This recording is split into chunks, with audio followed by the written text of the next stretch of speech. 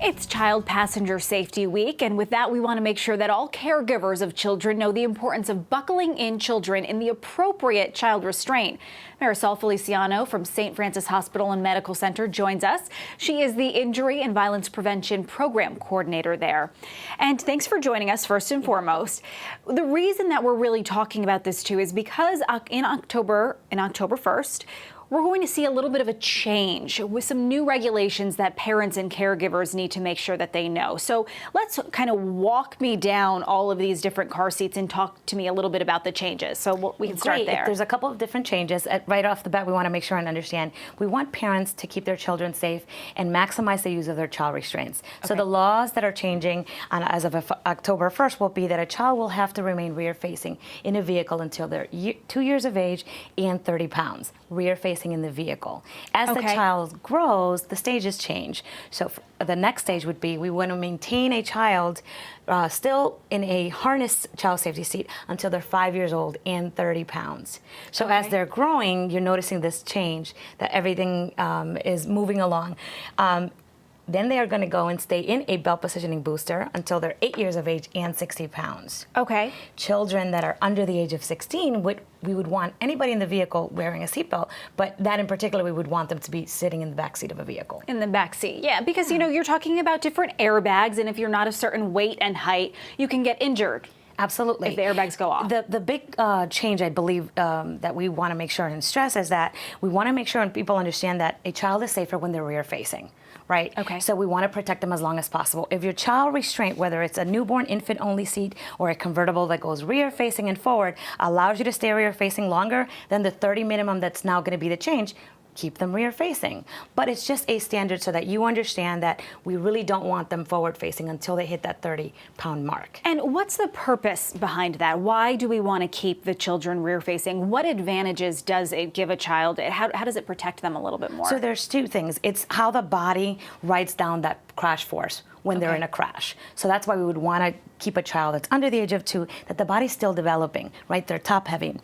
We want to keep them rear-facing longer. The same way as we would want the child as they're growing, but when they're 2 or 3 years old, we would still want them harnessed. They're still too small to go into this booster right here. Right. This booster would just have a seatbelt, just kind of like you and I. It's just going to assist them so they ride safer and that the seatbelt hits them correctly on their hip bone and collarbone. But we really wouldn't want a small child that's not mature enough to leave that belt placed correctly on a type of seat like that. Right. I mean, not to mention, you know, kids are everywhere. You know, when they're babies, okay, maybe they're a little bit more, you know, controlled. When they're infants, they're not going too much. But once they get those arms and legs moving, and of course those little fingers going, they're going to try to get out of these seats no matter what happens. Yeah, and I'm glad you mentioned that because it's really important. It's not just using a car seat. It's that you're using it effectively and correctly each and every time. That means that you are harnessing your child correctly each and every time. That the retainer clip is at armpit level. That you should not be able to pinch. You should just slide your fingers on the harness system. Okay. We want to make sure that all that's taking place. And for parents, this is a lot. There's a lot of changes. It's overwhelming. The manuals are difficult sometimes to understand. The vehicle manuals are different. We want you and encourage you to seek out a certified National Child Passenger Safety technician or an instructor. If you go to safercar.gov, it will give you a listing of fitting stations that are taking place nationwide. It'll give you places, especially this week, there's plenty of car seat clinics that will really just an hour of your time for the safety of your child. It's not that bad. And you know, hospitals are one good resource. We also see a lot of fire departments and police departments that are helping and are trained to help you install your car seats in your car as well. Absolutely. So for instance, our St. Francis Kids in Safety Seats program, we're hosting a clinic this upcoming weekend. Okay. We just had one yesterday, and it is a collaborative effort. Fire department, law enforcement, safety advocates, hospital personnel, we all work together as a team together, even hospitals working together, so that we can teach parents how to keep their children riding safely in vehicles.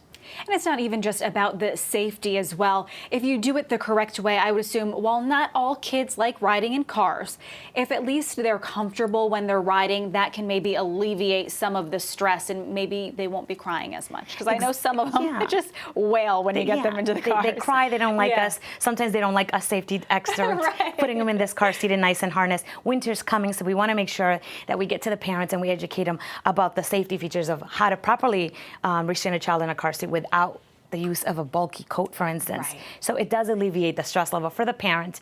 And once we start from newborn phase, the baby, it'll be a natural phase for them to stay in child restraints, and they're not going to be acting up as much. All right. Thank you so much for all the information. You're welcome. All right, and coming up next.